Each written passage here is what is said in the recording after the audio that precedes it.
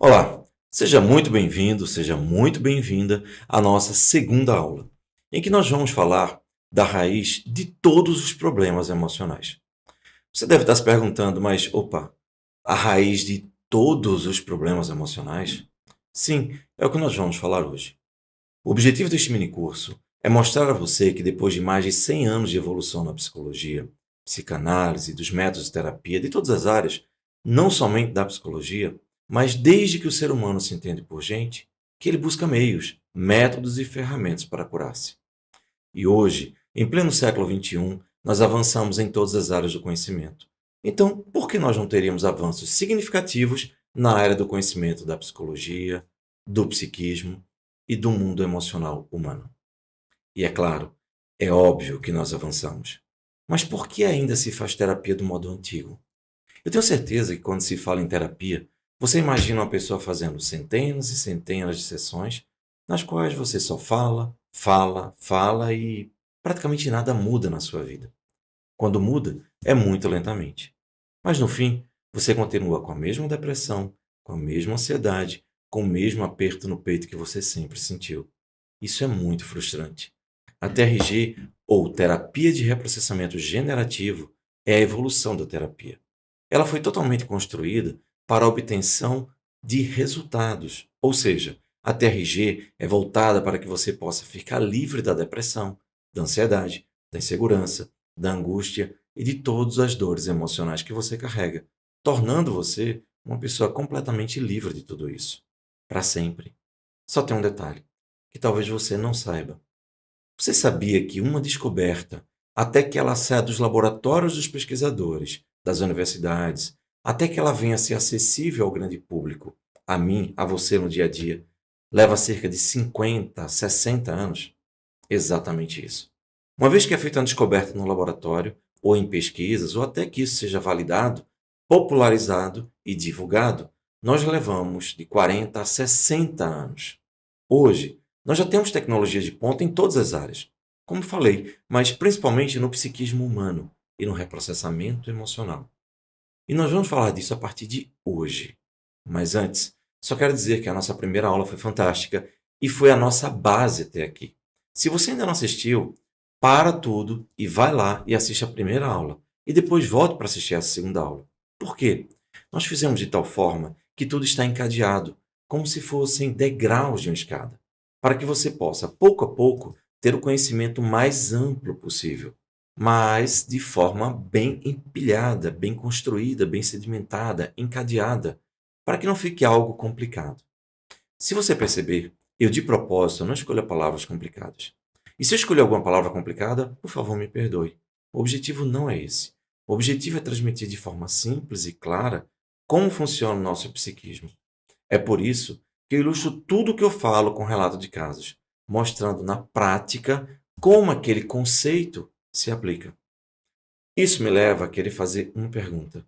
Você está gostando desse jeito de aprender? De forma leve, descomplicada e com muitos relatos de casos para esclarecer os conceitos que transmitimos? Se gostou, por favor, escreva aqui nos comentários ou no chat, no bate-papo.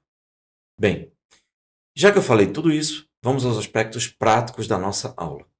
A primeira pergunta que eu queria lhe fazer é: por que que nós, como dizia o apóstolo Paulo, o bem que eu quero, eu não faço, mas o mal que eu não quero, este eu faço?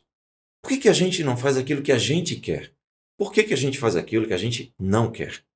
Como é que a gente pode traduzir isso? Ora, não vou dar aqui a aula de religião, não é esse o objetivo. Mas só pegar um aspecto de uma frase muito interessante, de um questionamento muito interessante, de uma figura bem conhecida, para aplicarmos à nossa vida. A pergunta que eu lhe faço é: por que você sabota a sua dieta alimentar e não consegue emagrecer? Por que eu não consigo vencer os meus medos, as minhas fobias, as minhas angústias? Por que que eu me saboto? Por que é que eu tenho relacionamentos tóxicos ou abusivos repetidamente? Por que eu tenho depressão? Por que eu tenho ansiedade? Enfim, porque tenho comportamentos que eu não quero. E os comportamentos que eu quero, esses eu não tenho. Esses eu não consigo colocar em prática. De onde vem isso? Como funciona isso? É o que vamos descobrir a partir deste momento. Você está com caneta e papel aí para anotar? Porque se você não tiver, Você vai perder muita coisa. Pega uma caneta e papel e senta aqui do lado. Anota tudo que você puder para tirar dúvida conosco. Não se preocupe em ficar escrevendo nos comentários ou no chat agora. Não se preocupa com isso. Se concentre no que eu vou falar, porque isso vai ser essencial para você entender muita coisa que aconteceu e acontece na sua vida. E você não conseguir entender as razões disso. Feito isso, vamos em frente. Primeiro vamos recapitular o que você já aprendeu até aqui. Você se lembra que nós enfatizamos bastante que o inconsciente tem algumas regras e algumas peculiaridades. A primeira peculiaridade do seu inconsciente é de que ele é atemporal, o que significa que não existe passado para o seu inconsciente. Uma dor que te marcou quando você tinha 2, 3, 4 anos de idade ou até menos, vai repercutir em sua vida até hoje, todos os dias e, o mais importante, todos os minutos da sua vida. É por isso que a sua personalidade acaba sendo formada em função de tudo que você viveu, principalmente na infância. Você começa a ter comportamentos que muitas vezes até mesmo você não concorda. Quantas vezes a gente se arrepende de coisas que a gente fez? Quantas vezes eu já não escutei no meu consultório ou em atendimentos online a pessoa falar: Nossa, eu estourei, eu perdi a cabeça, eu explodi, eu perdi o controle. Eu lembro de uma senhora que ela disse o seguinte: Me ajuda, porque eu trato mal todo mundo que vem me atender, que vem me ajudar, que vem falar comigo. Em uma loja, por exemplo. Agora mesmo, eu cheguei de uma loja no shopping e porque a moça demorou 30 segundos, ela não demorou mais do que isso, para me atender. Eu explodi com ela. Eu tratei ela muito mal. E todo mundo ficou olhando para minha cara como se fosse louca. E até eu me achei louca. Eu fiquei tão envergonhada que eu saí de lá e não comprei nada. Só armei o maior barraco e saí de lá. Eu não consigo controlar. Como é que eu faço isso? Como é que ela faz isso? Por que isso acontece? É o que nós vamos esclarecer agora. Mas para isso, você precisa entender que esse comportamento dela está ligado ao passado. Para não deixar você na curiosidade, essa senhora tem algumas peculiaridades no seu corpo, algumas características. O que ela sempre foi? Ela sempre foi muito gordinha e sempre foi baixinha. Então, a vida inteira, ela sofreu muito bullying. Ela sofria bullying na escola, com a vizinhança, com os amigos, mas, acima de tudo, ela sofria bullying com seu próprio pai. O pai não era fisiculturista, mas era alguém que gostava muito, muito de exercícios e de malhar, enfim, etc. Eu olhava para ela e dizia que era uma bola de gordura, que ficaria doente, que não poderia fazer aquilo. Desde que ela se entendia por gente, ela ouvia isso. Ela cresceu ouvindo aquilo. Então, ela acabou registrando dentro dela muita dor, muita frustração. O pai que ela amava e tudo que ela queria era o amor do pai, naturalmente. Era justamente esse pai que a machucava, que a humilhava. Ora, é óbvio que ela não conseguia ser diferente. E ela não conseguia fazer diferente. Ela não conseguia emagrecer, ela não conseguia saber nem o que era aquilo. Imagina, uma criança de 5 anos recebendo uma reclamação porque o corpo dela não está adequado à sociedade. Para uma criança, isso não faz sentido. Ela não sabe o que fazer para emagrecer. O que aconteceu com essa menina? O mesmo que acontece com toda criança que se sente humilhada, desprezada, criticada, desrespeitosamente na infância. Ela acabou jogando dentro dela aquela dor. E essa dor vai explodindo continuamente, o tempo todo, todos os dias da vida dela. Por quê? Porque para o inconsciente não existe passado. Ou seja, as humilhações que ela sofreu na infância continuam doendo hoje com a mesma intensidade, no momento presente. Justamente porque o inconsciente é atemporal. Ele não tem passado, só tem presente. E além disso, de acordo com a segunda regra do inconsciente que você aprendeu na aula passada, o inconsciente busca felicidade. Mas quando o inconsciente não consegue dissolver aquilo, não consegue dissolver aquela dor, a pessoa entra numa compulsão à repetição. Ou seja, aqueles eventos traumáticos ficam dentro dela explodindo para sempre. Agora eu te pergunto, imagina você ter uma coisa explodindo dentro de você, uma dor, uma angústia, um sofrimento, o tempo todo, explodindo, explodindo, explodindo, dia e noite. A primeira pergunta que eu lhe faço é: você vai ser uma pessoa calma? Você vai ser uma pessoa tranquila e relaxada, com uma coisa explodindo no teu psiquismo o tempo todo? Claro que não.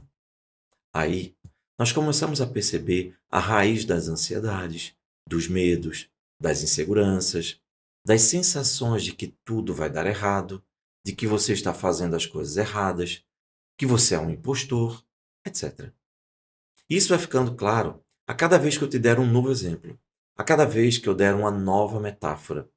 Eu adoro fazer isso porque você vai entendendo de forma simples e vai adequando ao seu mundo o conhecimento que você tem e o conhecimento que eu te passo. As coisas não têm que ser complicadas, elas têm que ser compreensíveis. Tem que ser transmitido para que você entenda o que você precisa saber. E esse é o nosso objetivo aqui. Eu espero que você esteja atingindo isso. Pois bem, o que acontece com essa moça?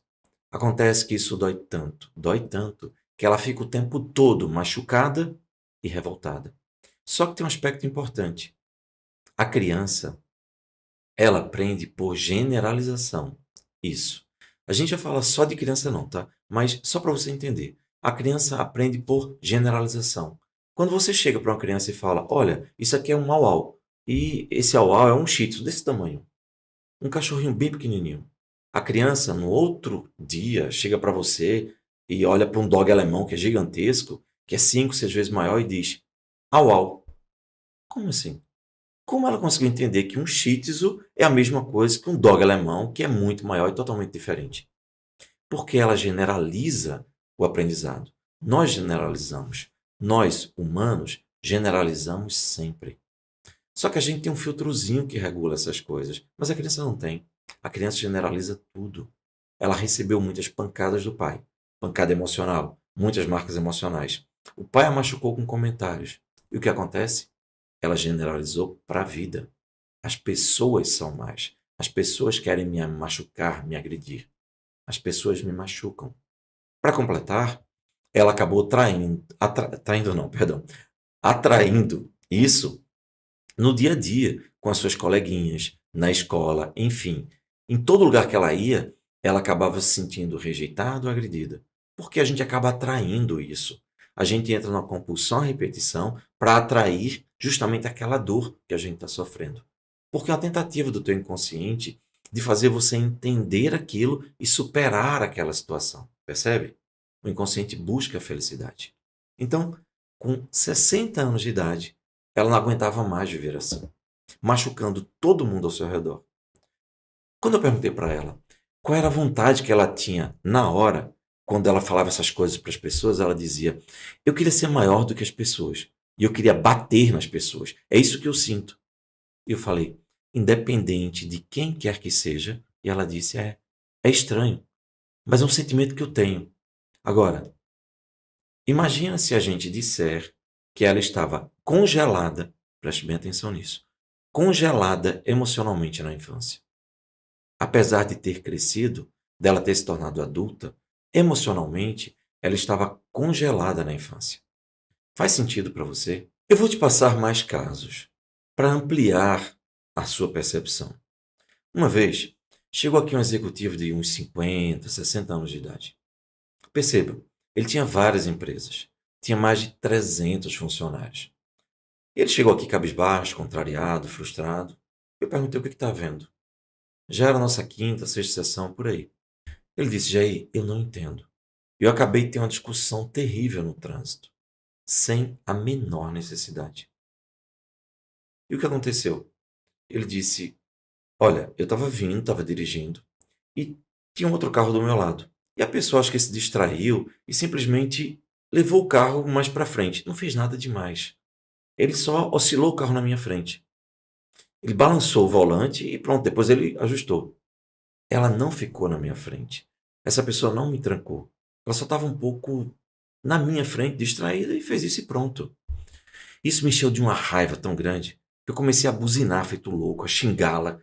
E aí a pessoa acelerou, né? Foi embora, tinha um maluco gritando lá.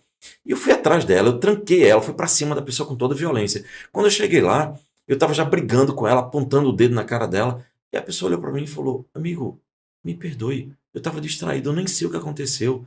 Eu nem sei o que eu fiz para você estar com tanta raiva. Neste momento, a ficha caiu. Eu comecei a perceber que eu estava todo engravatado, de terno e gravata, um sol quente, discutindo com uma pessoa que nem sabia por que eu estava discutindo. Por que isso? Eu não sei, eu fiquei tão envergonhado que eu baixei a cabeça e vim embora. Foi quando eu caí em mim, né, digamos. Eu já sabia o que tinha acontecido com ele. Ficou muito mais fácil explicar. A pergunta que eu fiz para ele foi: você lembra que você era uma criança bem gordinha e na escolinha que você estudava tinha uma gangue, como você falou? E essa gangue de meninos, eles faziam você de gato-sapato, né? Faziam você de saco de pancadas. Eles tomavam o seu lugar na fila do lanche, eles tomavam o seu lanche quando você estava jogando. Eles tiravam você de dentro da pelada lá do futebol e diziam que eles é que iam jogar. Enfim, eles sempre estavam tomando o seu lugar o tempo inteiro, não é verdade? Ele fez: é. E eu disse: pois bem, quando a gente sofre uma pancada emocional muito forte, a gente fica congelado naquele momento. A gente não cresce, não amadurece emocionalmente. E o que acontece? O que acontece é que, como o seu inconsciente não tem passado, isso não aconteceu há 4, 5 décadas atrás, quando você era criança. Para o seu inconsciente, isso está acontecendo agora. Então, quando essa pessoa fez menção de passar na sua frente, você hoje, um homem adulto, com força, com tamanho, hoje você não quer que ninguém tome o seu lugar. Então você toma a atitude que você não tomava quando era criança. Mas quem disparou o gatilho de que alguém que está querendo tomar seu lugar foi aquela dor congelada na infância. Quem foi que brigou com aquela pessoa lá no trânsito? Foi o adulto de hoje, um empresário que tem empresas, que faz negócios internacionais? Ou foi a criança congelada que tomou conta de você e brigou com aquela pessoa? Nesse momento ele começou a chorar. E eu confesso, até eu mesmo, às vezes me emociono contando coisas como essa. Porque naquele momento caiu uma ficha, muitas fichas na verdade, na cabeça dele. Ele disse: minha nossa, agora faz sentido. Todas as vezes que meu comportamento foi intempestivo, foi agressivo, que eu machuquei pessoas que eu amo, eu me comportava como uma criança. Agora eu me lembro, eu consigo passar o filme agora e lembrar que eu agia como uma criança revoltada, que não sabia o que fazer e só queria brigar, esmurrar as pessoas. Eu maltratei e machuquei as minhas esposas, porque eu acabei casamento por causa desse comportamento. Eu machuquei meus filhos, eu machuco meus funcionários por causa desse meu comportamento. Tanta coisa agora faz sentido. E aí ele perguntou: então quer dizer que agora eu estou livre disso? Eu falei: de jeito nenhum. Porque saber qual é a raiz dos problemas não resolve o meu problema, concorda? Se eu souber que eu estou com uma doença grave, por exemplo, é só porque eu sei que eu vou ficar curado dela? Claro que não. Por isso a gente vai ter que utilizar o reprocessamento emocional. Mas isso você vai saber a partir da próxima aula. Para a gente não atrapalhar, claro, o andar das coisas, né? Não botar o boi na frente da carruagem e não atrapalhar tudo. Ou melhor, não botar a carruagem na frente dos bois e atrapalhar tudo. Essa é a explicação certa. Enfim, o objetivo que eu prezo muito o tempo todo é ser didático para você. Então eu vou te dar passo a passo tudo que você precisa entender. Afinal de contas, esse é um mini curso que tem que te ajudar a mudar a sua vida sem complicações. Eu só quero que você saiba que tem solução. E no caso dele foi fantástico. A gente resolveu isso fácil. Por incrível que pareça, é fácil. Eu sei que muita gente deve estar olhando e falando, mas espera aí, Jair. Você está falando que é fácil resolver problemas emocionais de uma pessoa que ficou congelada a vida inteira? É, é fácil. E é o que você vai saber a partir deste minicurso. Você está começando a entender que eu sei do que eu estou falando, né? Porque pelo feedback da primeira aula que você assistiu, nossa, eu fiquei encantado. As pessoas estão falando ali, caramba, eu nunca vi as coisas desse jeito, nunca vi como é simples. As fichas estão caindo. Enfim, exatamente isso. É por isso que eu falo que é fácil resolver os problemas. Aliás, eu me lembro agora de uma coisa que aconteceu há um tempo atrás.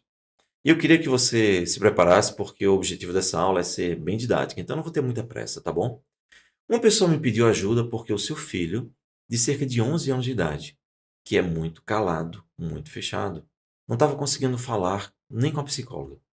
E todos os psicólogos, os terapeutas lá, 3 deles deram alta para ele e falaram: Olha, seu filho não deve ter nada, ele deve ter algum problema aí de ser somente uma pessoa fechada. Mas a gente não sabe o que, a gente não consegue acessar ele para resolver. Enfim, eu acho que não é nada. E só personalidade. Só que o menino pensava em se matar melhor. Ele dizia para a mãe que ele queria se matar. E a mãe, ao ver isso, ficou obviamente desesperada e pediu ajuda.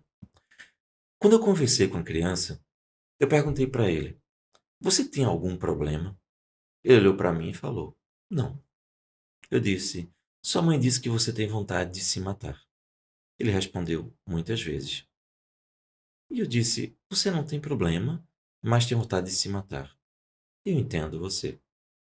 Ele olhou para mim e falou: Você entende? Eu falei: Sim, entendo. Como é que você entende? É que você não consegue expressar o que você sente, não é verdade? Ele falou: É. E a pergunta que eu fiz foi: Quando você olha para o seu passado, você fica triste? Fico muito triste. E nesse momento, as lágrimas começaram a escorrer do rosto dele. Eu olhei bem para ele e falei: Tá tudo bem, eu vou te ajudar. E nesse momento, a gente utilizou o reprocessamento emocional. Gente, é comum um terapeuta da TRG passar por isso, graças a Deus, muitas vezes. E eu espero que você venha a passar também por isso. Foi muito, mas foi muito emocionante. Depois que a gente utilizou a metodologia, que começamos a fazer o nosso trabalho, cerca de 1 hora depois, nós concluímos. Aí ele olhou para mim e falou: Eu estou me sentindo muito mais leve. Eu disse: Que bom. A partir de agora, pelo menos metade dos seus problemas foram resolvidos. A gente tem que fazer mais sessões para resolver o restante. Mas o mais importante é que ele saiu daqui com um sorriso no rosto. E a pergunta que eu fiz é: Você ainda tem vontade de se matar? Ele olhou para mim e falou: Não, eu acho que tem solução. 11 anos de idade e uma sessão. Bem, eu estou só semeando na sua mente, no seu coração, que é possível que você possa ajudar pessoas e que esse trabalho, que é maravilhoso, pode te trazer, inclusive, liberdade financeira. Agora, vamos falar como as nossas crenças são criadas. A nossa maneira de pensar, muitas vezes, de tomar decisões, o que acaba guiando a gente. Como é que são criadas as nossas dores emocionais, a depressão, a ansiedade, o pânico, o transtorno obsessivo compulsivo? Ora, de onde vem tudo isso? Simples, muito simples. Primeira coisa, e eu acho que até preciso explicar isso antes. Quando a gente fala que você tem uma doença emocional, eu peço que você repense bastante isso. Por que repensar bastante isso? Porque não é exatamente o termo. Doença emocional não é o termo. Você tem transtorno emocional. Depressão é um transtorno emocional. Pânico é um transtorno emocional. O transtorno obsessivo compulsivo é um transtorno emocional. Nada disso é doença. Por quê? Porque não há, de fato, alteração neurofisiológica no seu corpo. Isso é uma coisa que você precisa entender. Não vou me aprofundar muito, mas eu só quero que você enxergue com muita clareza o seguinte. Muitas vezes eles falam: olha, conseguimos encontrar um gene associado à depressão. Ótimo. Eles estão especulando. Muitas vezes a pessoa escuta isso e fala: descobriram a causa da depressão, é um gene. Principalmente em jornais sensacionalistas que a gente vê na internet. Mas não é a realidade. Não é verdade. Por quê? Porque eles estão só especulando e a pessoa que vai pegar aquela informação já transforma como se fosse a realidade, amplifica a verdade ou a notícia. E o cientista não disse isso. Então vamos separar bastante. Tudo o que acontece com você emocionalmente, todos os seus problemas emocionais, eles foram criados pela sua mente. Esse é o ponto. Foi criado pela sua mente. A sua mente gera os problemas. Se ela gera o problema, ela tem mecanismos para corrigir. Não parece lógico isso? Se a sua mente está funcionando muito bem, e a partir daí ela começa a gerar um comportamento diferente, disfuncional. O seu cérebro não foi quebrado, não foi partido, não foi machucado. Não se arrancou um pedaço do seu cérebro. Não ficou faltando um bloco de neurônios. Nada. Seu cérebro, de um dia para outro, começou a gerar um padrão de comportamento que não tinha antes. Como é que isso surgiu? em função do seu software mental. O que é software? É um programa de computador. O seu programa de computador mental. O seu programa mental é que está com um probleminha. Entenda, você pega um computador e você bota um programa. Se esse programa tem lá um monte de comandos para deixar a tela bem escura, ele não vai deixar a tela bem clara. Claro que não, por quê? Porque o seu computador foi programado com aquele programa, com aquele software, e os códigos do programa estão dizendo que é para deixar a tela escura. Acabou. Não adianta você ficar dizendo, computadorzinho, por que você não bota a tela clara? Porque a programação é aquela. Como é que você pode fazer com que o computador agora faça com que a tela fique clara? Simples.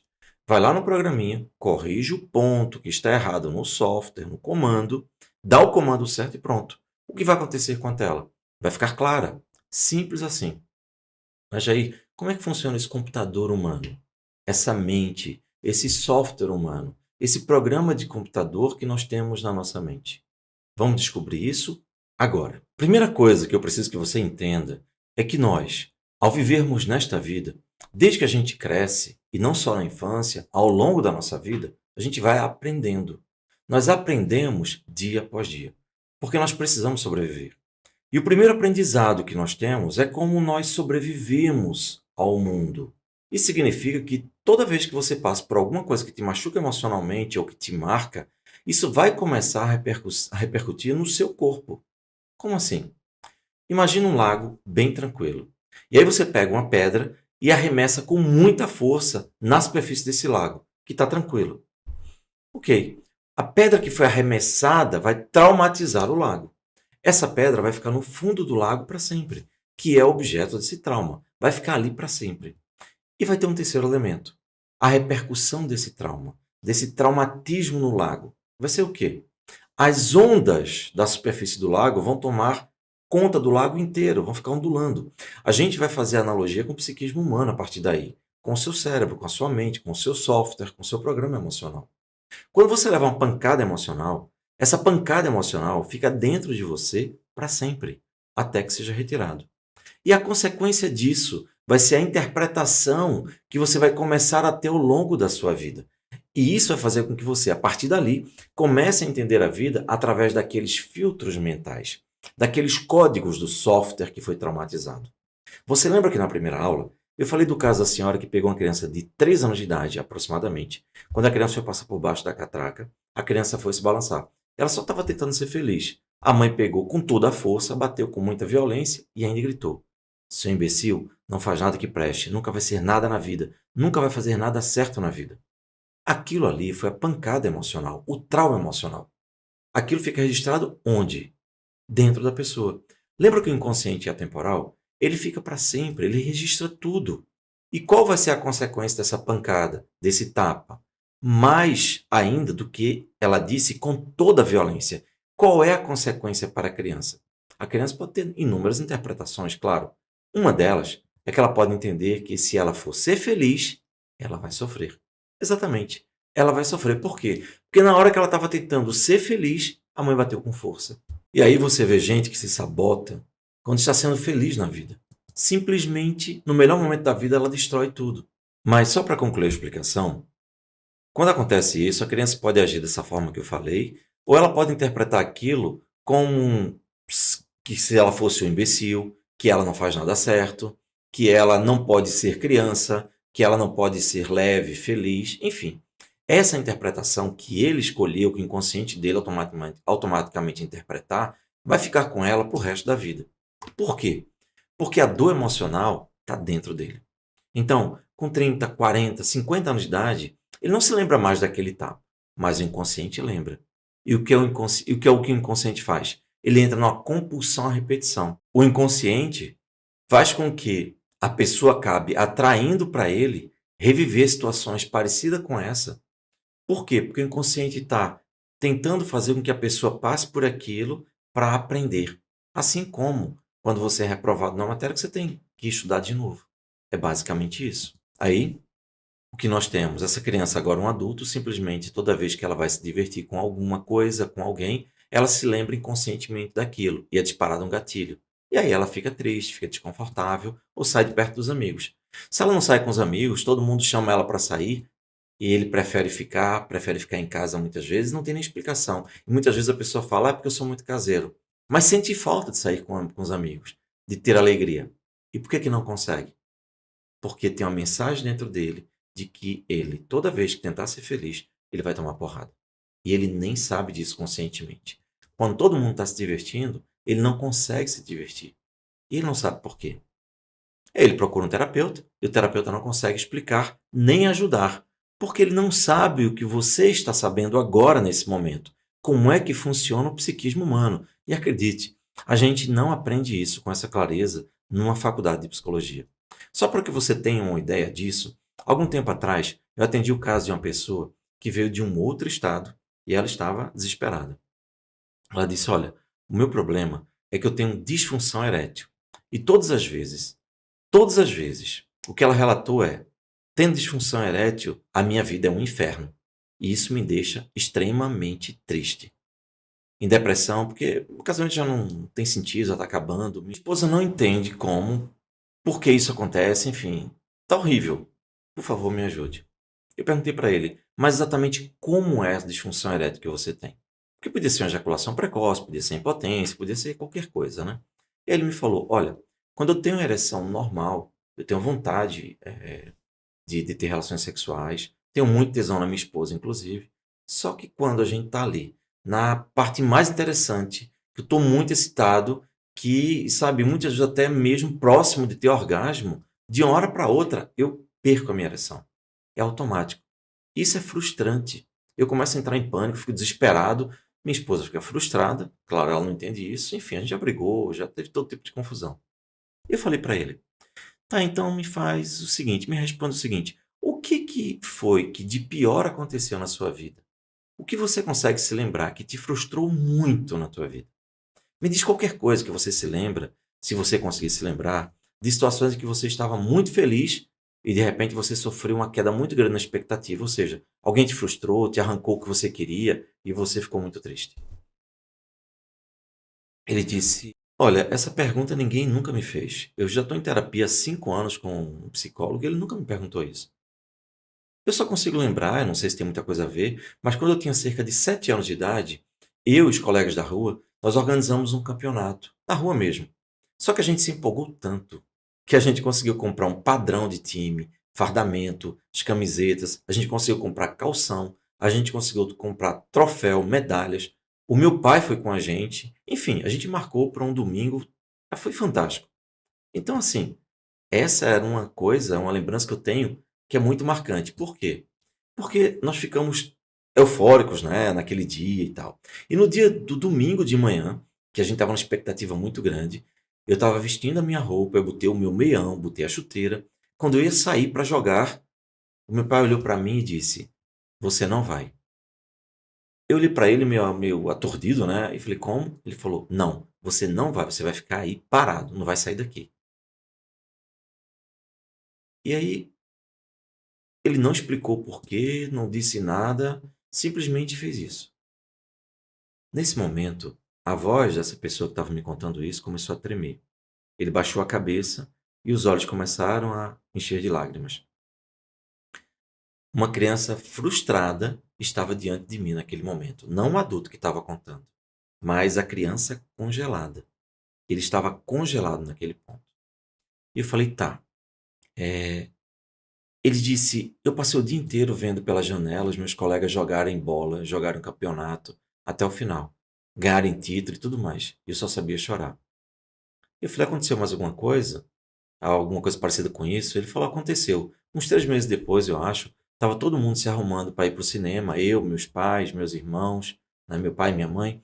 Aí meu pai olhou para mim do nada e falou: Você não vai. Eu olhei para a cara dele, fiquei congelado, assim, parado, e ele disse: Fica aí. E todo mundo foi embora para o cinema. E eu perguntei: Também dessa forma, dessa vez ele não disse o porquê? Ele falou: Não. Eu perguntei: Como é o relacionamento com seu pai hoje? E ele disse: Eu odeio meu pai. E eu disse: Seu pai era uma pessoa ruim? Ele disse: Acho que sim. E você tem certeza disso? Ele falou: Olha, Na verdade, ele nunca fez nada a não ser essas duas coisas. É que ele tinha umas coisas assim, como essa. Mais grave mesmo, foi só isso. Agora ele tem umas alterações, mas enfim. Mas eu só sei que eu tenho muita raiva. A alteração dele de comportamento nunca me machucou muito, mas essas coisas foram muito marcantes. E eu disse, e você não sabe por que você tem esse sentimento por ele, né? Ele disse, não. Eu tenho uma boa ideia do porquê. Porque essa dor está até hoje te martelando e você não consegue perdoá-lo. Você não consegue nem entender porque ele fez isso. Mas o que importa é o seguinte: vamos resolver o seu problema. Eu já sei o que aconteceu com você. Ele falou o quê? Eu disse: é muito simples. Veja, o seu psiquismo registrou a seguinte mensagem: toda vez que você está muito feliz, isso é muito perigoso. Por quê? Porque alguém pode te frustrar muito e você ter uma dor muito grande. Ora, quanto mais você ficou feliz quando ia fazer o campeonato de futebol, com sua expectativa lá em cima, de repente seu pai, do nada, sem que você tivesse nenhum domínio, frustrou aquilo. E você se sentiu impotente. Não é exatamente como você se sente na cama com a sua esposa ou com qualquer mulher? Ele fez, caramba, exatamente isso. E quanto mais eu estou perto do orgasmo, mais eu fico nervoso e perco a ereção completamente antes de ter orgasmo. E eu falei, olha, é simples. O seu inconsciente generalizou para a vida. Todas as vezes que você estiver próximo a ter uma situação de muito prazer, de muita alegria, você começa a ficar mal, triste, angustiado, nervoso, inseguro. Por quê? É como se fosse uma mensagem explodindo na sua cabeça, no inconsciente, dizendo: opa, perigo, você está muito feliz. Isso pode acontecer, aquilo pode acontecer de novo. Entendeu? Faz sentido para você? Ele falou: caramba, faz todo sentido. E isso acontecia o tempo todo e eu não sabia por que eu ficava tão nervoso, tão angustiado de uma hora para outra. Pois é, o seu psiquismo registrou que felicidade e prazer doem muito. Então ele generalizou para a vida. Faz sentido? Porque para ele fez muito sentido. E aí, o que a gente fez? Nós fizemos o reprocessamento emocional e a gente conseguiu resolver essa dor. Nós libertamos ele daquela dor emocional, descongelamos aquela criança e hoje ele é um adulto feliz, tranquilo, seguro, confiante e não passa mais por esse tipo de situação. Compreende como as coisas são muito simples quando você entende qual a lógica do inconsciente? Algumas pessoas chegam e falam: olha, mas eu não tenho nenhum trauma. E não tem nada que explique isso. Uma situação dessa que você está falando foi bem traumatizante, mas eu não tenho traumas. E aí eu quero que você entenda dois conceitos simples. Primeiro, o que é um trauma emocional? É uma pancada que te machuca muito, que te marca muito. É algo muito violento, muito intenso.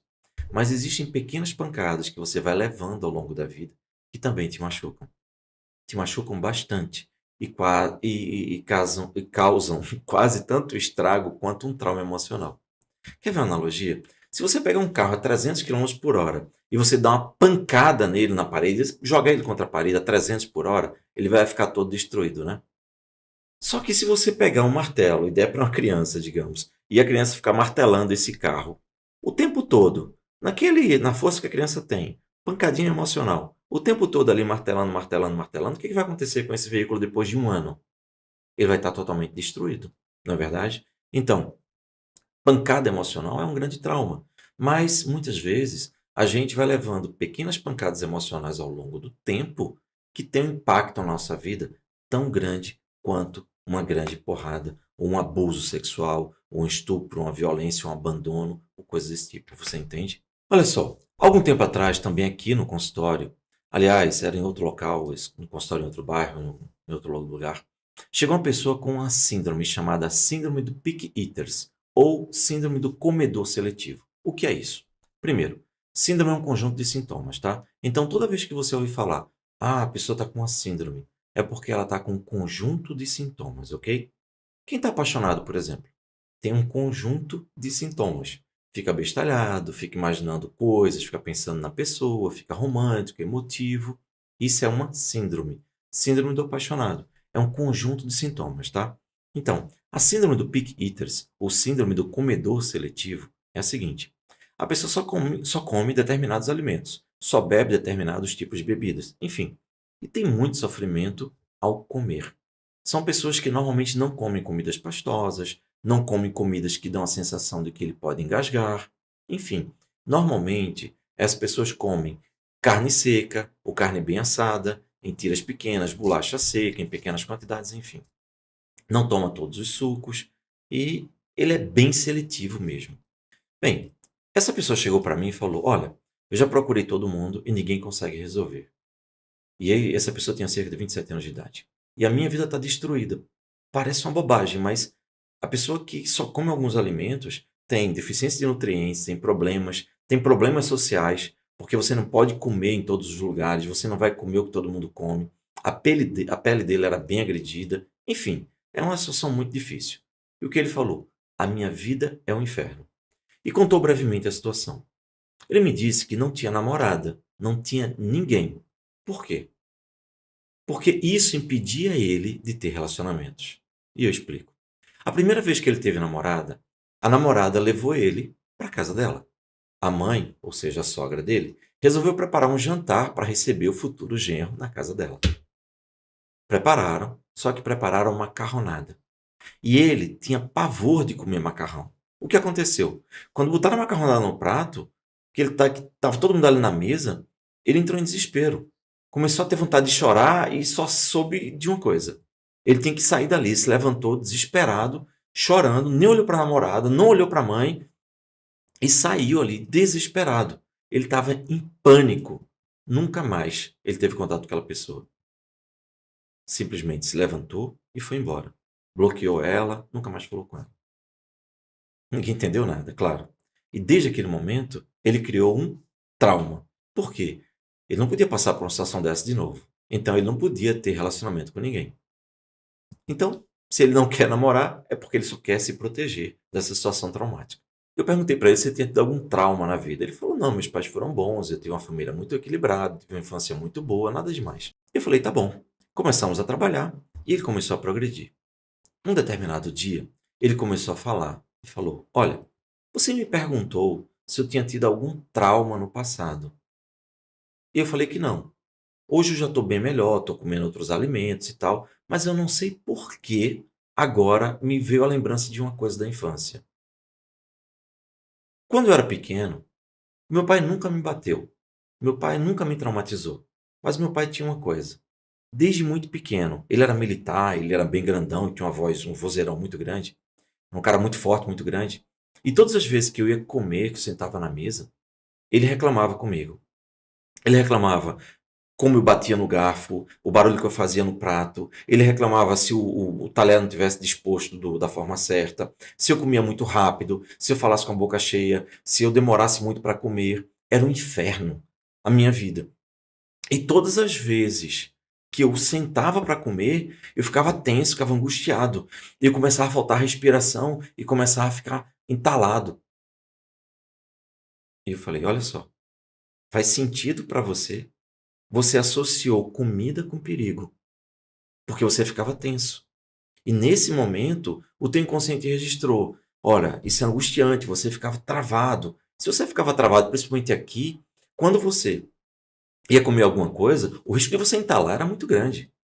E você começou a associar comida, tanto comida com desconforto na mesa, né? Então comida te traz sofrimento, angústia e desespero, quanto é angustiante, é sufocante.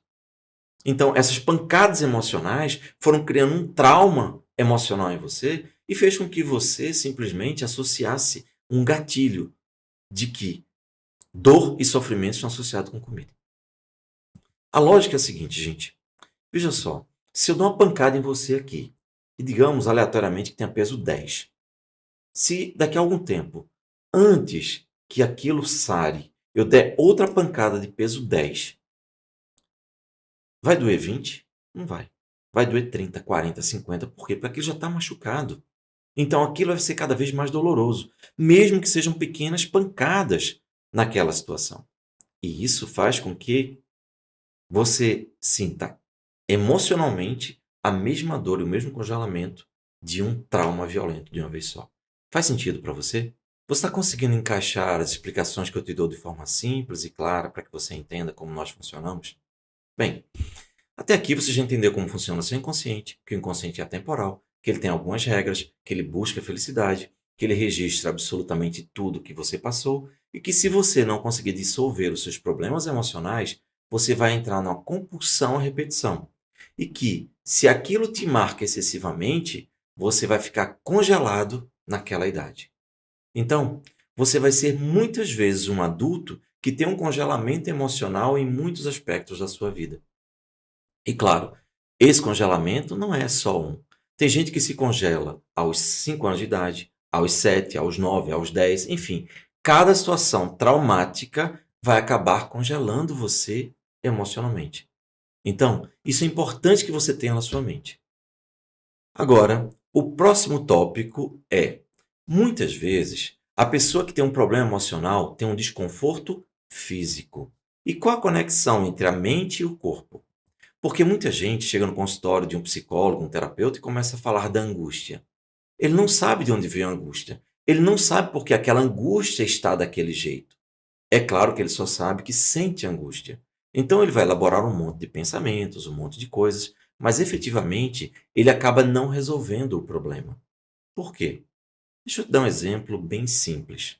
Eu não quero complicar não, tá? Mas olha só. O centro da fala é aqui, ó, exatamente aqui, nessa área. É a área de Broca, de Paul-Pierre Broca, uma área que regula o centro da fala da comunicação. Você começa a falar e dizer a angústia que você está sentindo. Só tem um detalhe. O centro de controle da angústia está aqui embaixo, nessa outra parte do cérebro, no que nós chamamos de cérebro reptiliano. E a partir de agora, eu vou apresentar a você o cérebro reptiliano. E eu espero que você entenda que é muito simples, é bem tranquilo de você entender e é importantíssimo, é vital. Então anote esse nome, cérebro reptiliano.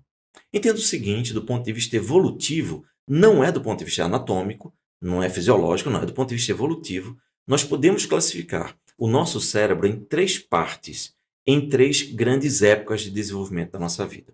O primeiro cérebro nós herdamos dos répteis. Répteis, cobra, lagartixa, sapo, rã, enfim, dos répteis, tá certo? Espero até ter feito a classificação certa. Mas você entendeu. Aí o que acontece? Um réptil, ele só pensa em atacar ou fugir. Ele tem um cérebro pouco desenvolvido. O cérebro dele é muito basal, é muito básico. Para você ter uma ideia, a cobra, por exemplo, ela passa a existência inteira dela, o tempo inteiro, 24 horas por dia, com o seguinte software na cabeça: estou em perigo ou estou em segurança? Estou em segurança ou estou em perigo? Tanto é que se você vê uma cobra, todo mundo diz: não se mexa. Por quê? Porque se você se mexer, pode ser que a cobra interprete o seu movimento como um perigo para ela. E aí ela vai decidir se ela te ataca ou se ela foge.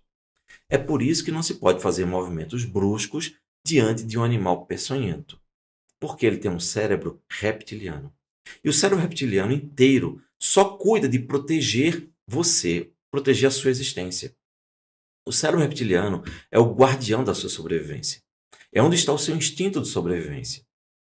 Vamos deixar isso bem claro e anote isso, porque isso vai seguir com você. A gente vai falar muito ao longo de todas as nossas aulas. O que acontece é, se você tem um cérebro reptiliano ativado, ou excessivamente ativado por excesso de traumas, seu instinto de sobrevivência hiperativado, ele vai te causar repercussões para a vida. Nós herdamos esse cérebro reptiliano no nosso desenvolvimento. Ele fica exatamente aqui nessa área. É por isso que tem muita gente que, quando está com muitos problemas emocionais, começa a sentir uma pressão, um calor aqui na nuca. Por quê?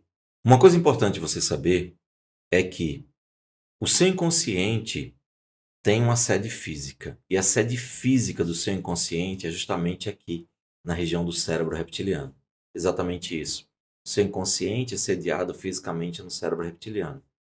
Quando você tem algum problema emocional, o seu inconsciente está ativado, não está? O seu inconsciente começa a trazer toda aquela situação de emergência, de perigo, de dor, de sofrimento. Só que ele está justamente aqui.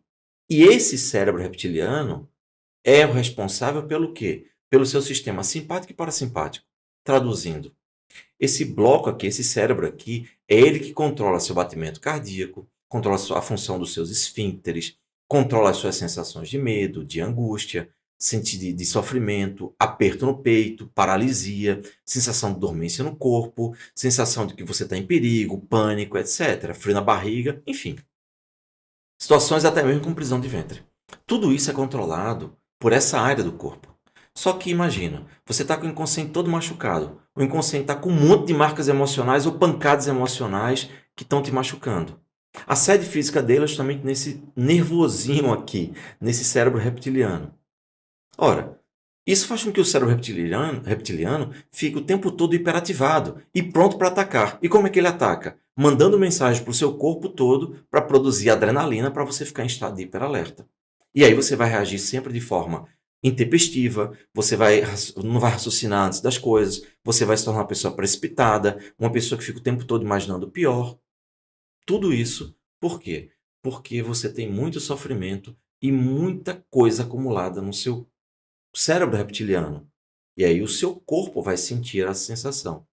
Se você começa com esses sintomas todos e você começa a achar que é uma coisa no seu corpo, você vai para o médico e ele vai falar: olha, isso é tudo da sua cabeça. Às vezes, a pessoa acha que o médico está dizendo que aquilo não é nada, que ele está dizendo que é alucinação. Não, o que ele está dizendo é que todo o sofrimento do seu corpo está sendo gerado pelos problemas da sua mente. É uma doença psicossomática. Psicossoma. Mente e corpo, entendeu? Aí, quando você não tem uma explicação adequada, você não entende. Acha que esse médico está sendo irônico com você ou está sendo grosseiro. Percebe? Faz sentido isso? Fica fácil você entender dessa forma? Agora que nós já explicamos a você o cérebro reptiliano, nós vamos falar do segundo cérebro. É o cérebro emocional. É a segunda camada do cérebro. Nós temos a fase reptiliana, que é essa parte aqui, e essa parte mesial aqui é a parte emocional. Essa parte é responsável pelo gerenciamento das emoções, pela percepção, pela compreensão e pela metabolização das emoções, digamos assim, ou seja, pela assimilação das emoções. Ok? Então aí você já consegue entender que nós temos duas fases, dois blocos no seu cérebro. Um cérebro mais antigo reptiliano e esse límbico, esse emocional. Esse, na escala evolutiva, nós teríamos herdado já dos animais. Quem tem um cachorro em casa, por exemplo, sabe que um cachorro ele pode ser muito carinhoso, ser muito dócil, se amar, ficar triste, adorar carinho, ficar feliz quando você chega, então ele já expressa emoções. Então nós recebemos esse cérebro animal dessa fase de evolução, digamos assim. Isso é apenas uma teoria para justificar esse empilhamento de desenvolvimento cerebral. Isso ficou claro, né? Agora, nós vamos falar da nossa terceira camada cerebral. É a fase neocortical. Ora, se a gente traçar uma linha do tempo evolutiva para esta teoria, tá? O que nós temos?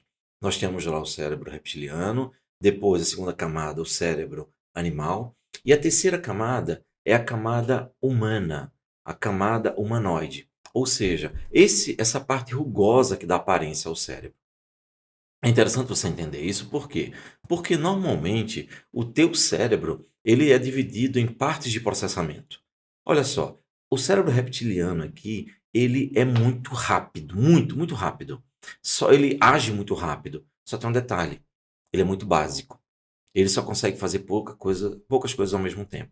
Ele é 16 vezes mais rápido do que o próximo cérebro, o cérebro emocional. Tá certo?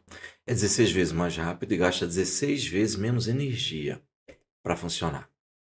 Já o cérebro emocional é 16 vezes mais rápido do que o neocortical e gasta cerca de 16 vezes menos energia para funcionar. Tradução: nós temos o cérebro reptiliano, que é extremamente rápido, e nós temos o cérebro neocortical, que é extremamente lento.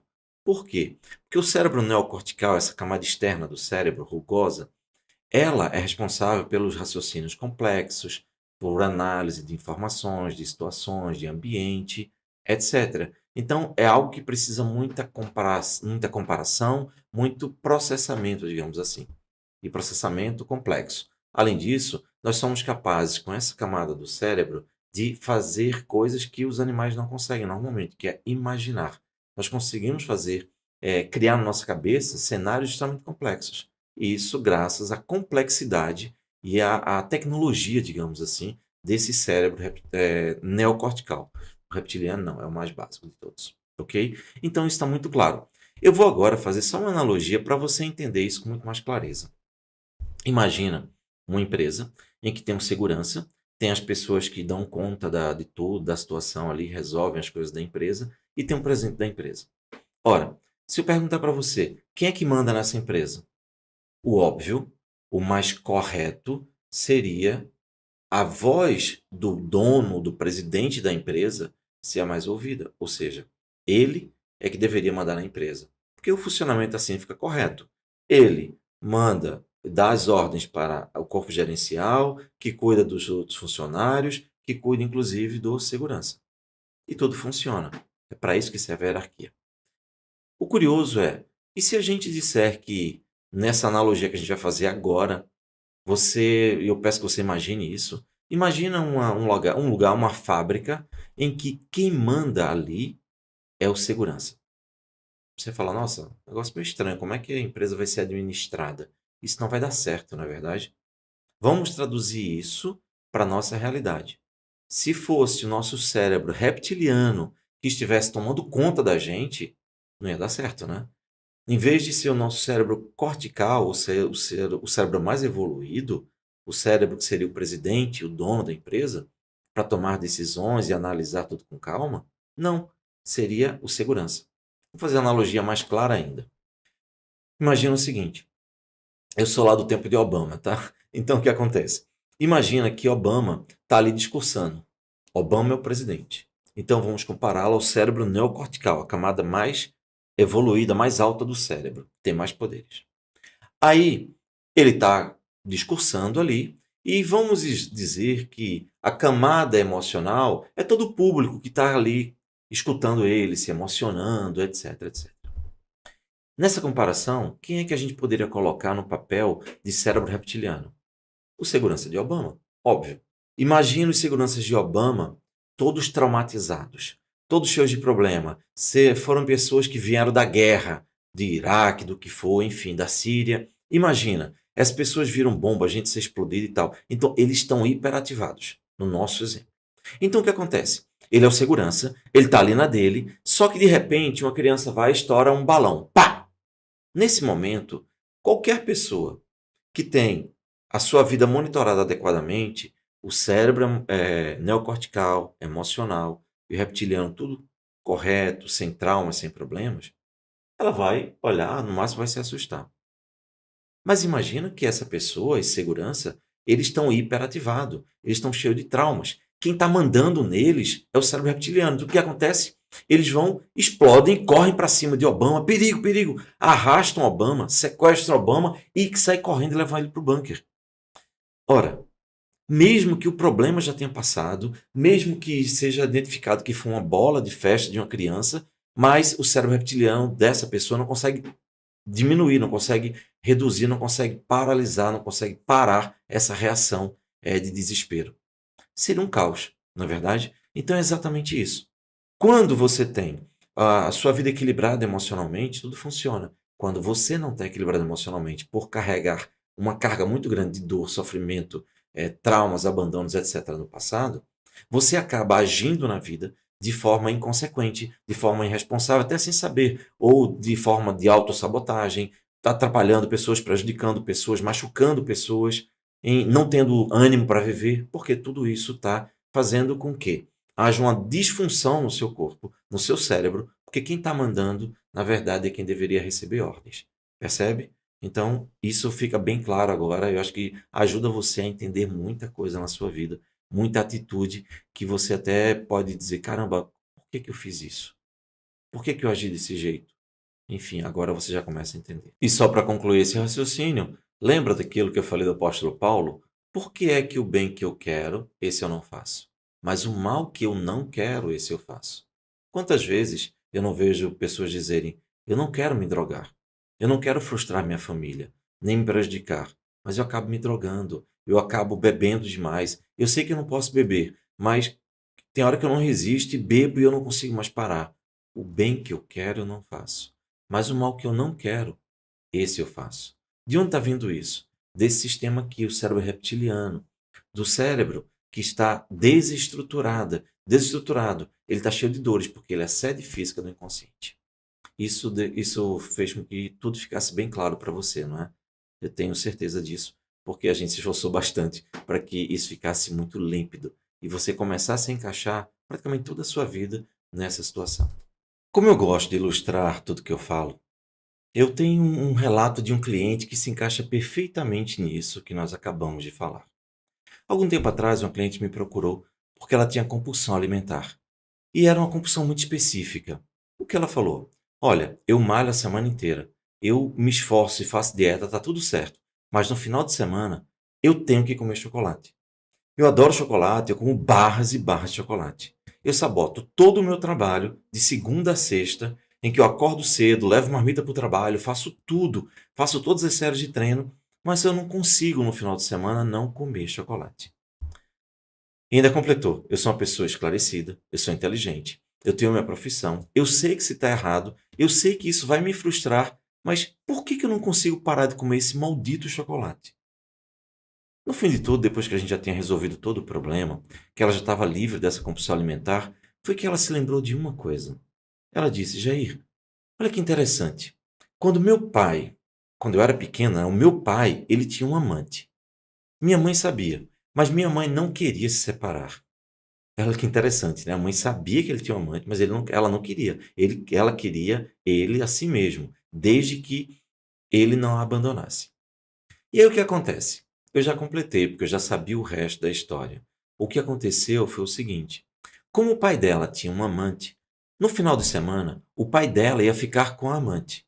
A mãe não queria que ele se separasse, então a mãe aceitava que ele ficasse a semana com ela e o final de semana com a amante. Só que o que acontecia é que ela, criança, ela filha, o pai gostava muito dela. E quando gostava muito dela, ia passar o final de semana fora. Então, para diminuir esse sofrimento dessa criança, o que é que esse pai fazia? Ele comprava chocolate, porque sabia que essa criança gostava muito de chocolate. Então, ele dava isso como uma forma de compensar a ausência dele. Ou seja, ele não ia estar no final de semana dando atenção, carinho, brincando com ela, mas para compensar, ele estava dando para ela chocolate. O que aconteceu? O que aconteceu é que essa criança, naturalmente, começou a vincular uma coisa com a outra. Ora, quando eu não tenho afeto, quando eu não tenho carinho, quando eu não tenho amparo, proteção, quando eu estou sozinha, o meu companheiro é o chocolate. Percebe o link que foi criado a partir deste momento? Então agora fica fácil para você entender. Quando ela cresceu, toda vez que ela ia para casa, ou seja, ela trabalhava a semana inteira rodeada de pessoas, com gente, interagindo, etc. Mas no final de semana, já que ela morava só e a família morava numa cidade distante, ela se sentia sozinha. Quando ela se sentia sozinha, o que acontecia? Ela começava a comer compulsivamente o chocolate. E ela nunca conseguiu entender por quê. E o mais, ela nunca conseguiu parar esse tipo de comportamento. Por quê?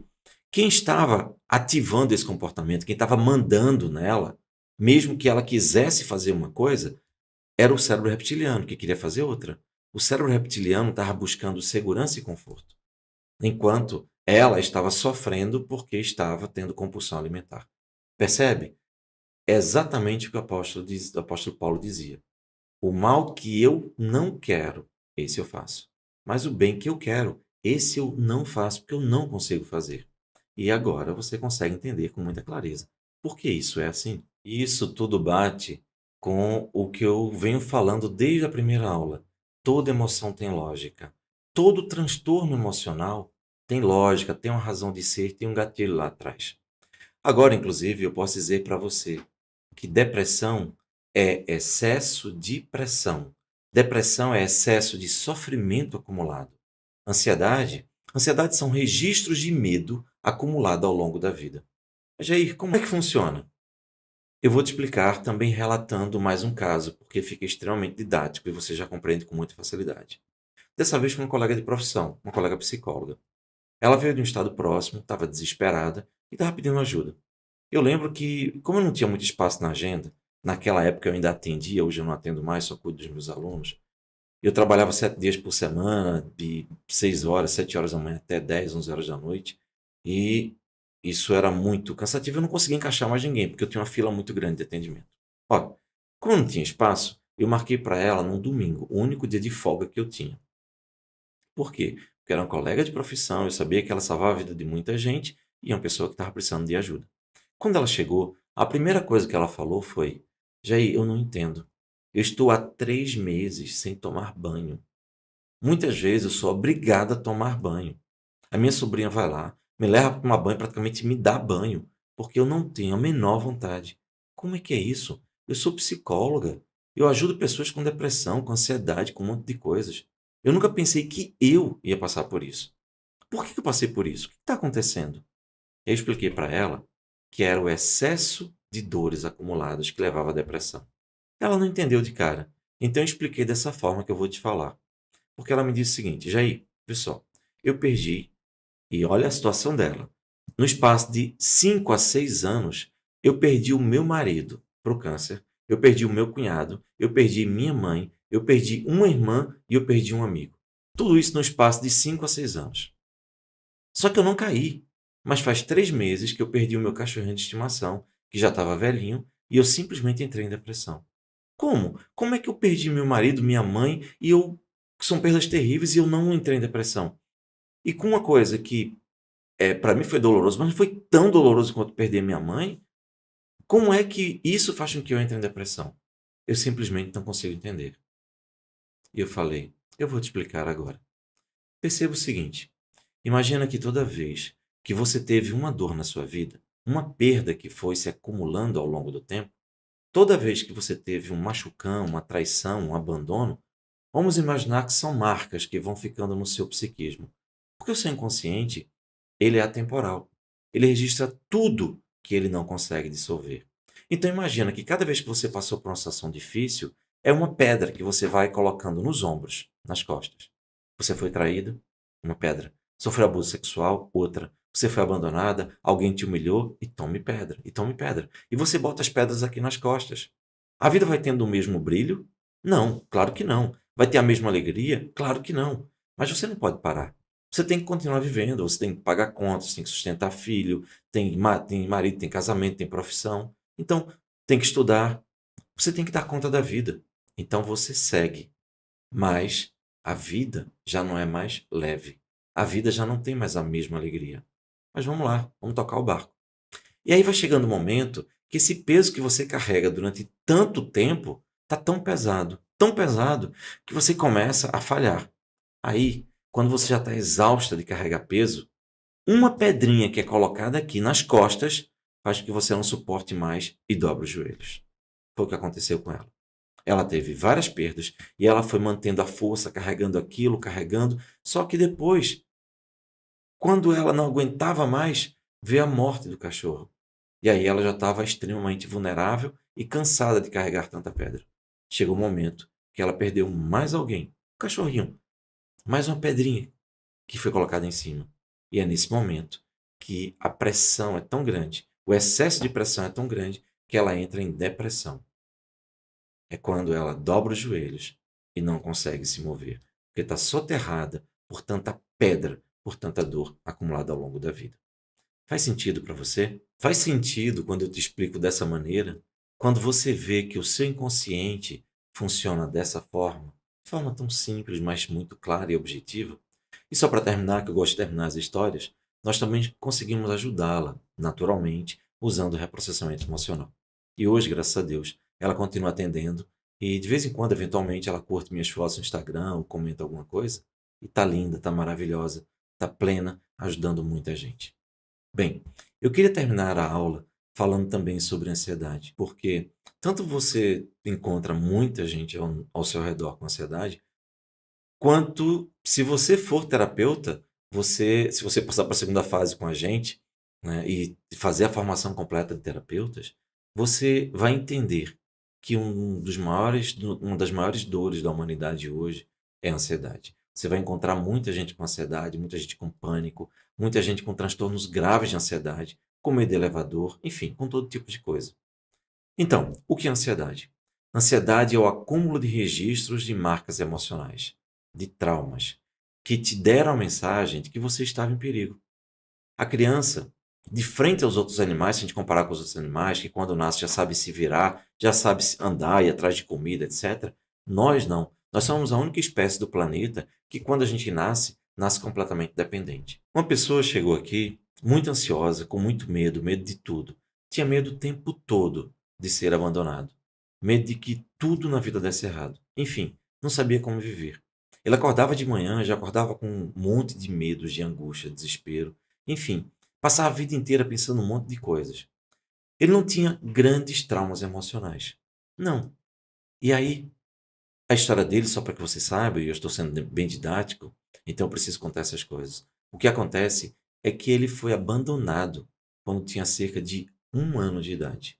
1 ano de idade, e imagina, com 1 ano de idade a criança não tem nenhuma noção muito clara das coisas.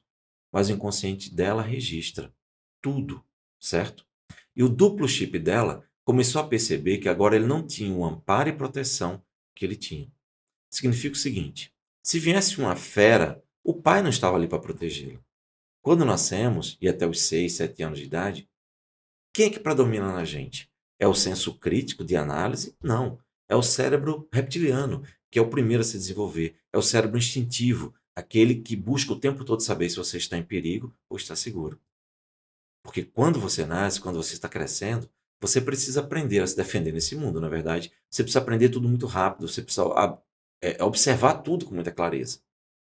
Você precisa entender como o mundo funciona. E se você está desamparado, você tem que ser mais rápido ainda. É por isso que a gente tem pai e mãe, para ir nos protegendo e nos ensinando como é que funciona esse universo, essa vida, esse planeta. Só que a gente vem com isso, com esse aprendizado. Mas não vem com o instinto de análise crítica, com o instinto de sobrevivência. A gente não fica analisando, nossa, meu pai fez isso, mas isso é errado, isso não está certo. Não, a gente não tem isso. A criança absorve tudo que ela recebe sem filtro. Só que o que ela tem desenvolvido é um instinto de sobrevivência. É básico do ser humano. Então ela automaticamente, quando percebe que o pai não está mais lá, sem que ela entenda, o seu cérebro reptiliano começa a dar sinal de insegurança. Se dá o sinal de segurança, dia após dia, ela só tem um apoio e não tem apoio do outro, tem só apoio de mãe, não tem apoio de pai ou vice-versa, fica faltando um outro pilar, entende? Ou mesmo a criança que nasceu no lar em que há muitas discussões, muitas brigas, muita pancadaria, humilhações, ou seja, são sentimentos muito contraditórios. São registros que a criança recebe de que ela está em perigo. Por quê? Porque a criança, ela não tem uma sofisticação emocional, obviamente. A criança, ela sempre vai dizer: eu estou triste ou eu estou feliz. Ela reduz tudo o que acontece. Um adulto não. Se um adulto não consegue uma coisa que ele quer, ele não diz eu estou triste. Ele diz eu estou frustrado, que já é uma coisa mais sofisticada. É uma sofisticação da percepção. Já a criança não. A criança é só tristeza e alegria. É só isso. Então o que acontece? A criança olha para o lado e vê que não tem gente ali. Ele só entende que tem uma coisa: perigo. O cérebro reptiliano dele começa a ativar. E lembre-se, o inconsciente é atemporal e ele entra na compulsão à repetição quando ele não entende aquilo. Aquele sentimento vai ficando registrado, aquele sentimento de medo. E essa pessoa cresce se sentindo insegura. Quando você está em perigo, a primeira coisa que você recebe é uma descarga de adrenalina. Agora, imagina você viver o tempo inteiro com um nível de adrenalina muito alto. Por que isso acontece? Porque o tempo inteiro o seu cérebro reptiliano, que é a base do seu inconsciente, está descarregando adrenalina no seu corpo, porque ele está recebendo a mensagem do seu inconsciente de que você está em perigo. Mas aí, a pessoa tem 30 anos de idade, está casada, tem filhos, tem um emprego público federal. Por que que ela se sente insegura? Ela não sabe. Ela sente isso porque esse registro entrou no psiquismo dela na infância e fica o tempo todo rondando perigo, perigo, perigo, perigo. Não tem lógica na realidade objetiva de hoje, mas o registro é poderoso e está aqui dentro do cérebro. Entende? Está fazendo sentido para você? Eu peço desculpas porque eu sei que essa aula foi bem longa e eu tinha muita informação para te dar. Mas o objetivo é realmente te entregar algo que mude sua vida. Porque isso que eu estou te falando foi o meu caminho. Eu precisava chegar aqui. Porque você já conhece um pouco da minha história. Foi muito dolorosa e eu não tinha ninguém que me ajudasse. Eu só dizia que eu queria me livrar daquilo, mas ninguém entendia. E o que eu recebi era: você tem que tomar remédio, tem que tomar medicação, tem que ir para terapia que não acaba nunca. E hoje eu não tenho ansiedade, eu não tenho depressão, hoje eu não tenho essas tristezas aleatórias. Quando tem alguma tristeza, o que é normal, eu sinto ela, eu absorvo naturalmente, mas isso não me imobiliza. Todo esse conhecimento que eu estou passando para você é para que você entenda que o psiquismo tem lógica. Agora, imagina, nesse mini curso, correndo, porque nós temos pouco tempo, eu estou te dando o máximo de informações e não consigo te dar nem 5%. Imagina você na nossa formação. A quantidade de informações, de material que eu posso te passar e o quanto você não pode ajudar pessoas. Imagina você conseguir se livrar dos seus problemas emocionais, você conseguir ajudar quem você ama e você viver profissionalmente disso. Como nós temos mais de 40, 50 mil pessoas que já estão formadas e hoje fazem o seu horário, trabalham da sua casa, têm um rendimento de 10, 15, 20, 30, até 40, 50 mil reais, não só no Brasil, mas no exterior. Imagina isso. É por isso que eu repito, nessa formação, que é chamada de formação de terapeuta de resultados, ou como a gente chama internamente, uma formação de super-heróis. E por que isso? Porque a gente muda vidas. A gente ajuda as pessoas a mudarem suas vidas. E a sensação que você tem é de que você é um verdadeiro super-herói. Bem, eu espero estar ajudando, eu espero que você esteja gostando. A gente está fazendo tudo com muito amor e com muito carinho. E qualquer dúvida que você tiver, pergunte. A gente está aqui, está nos grupos para esclarecer você na comunidade do Facebook. Fique com Deus, Deus te abençoe e vamos para frente, porque nós temos a terceira aula e eu tenho muita coisa para te dizer e para te explicar, fechando todo esse raciocínio. Combinado? Fica com Deus, até mais.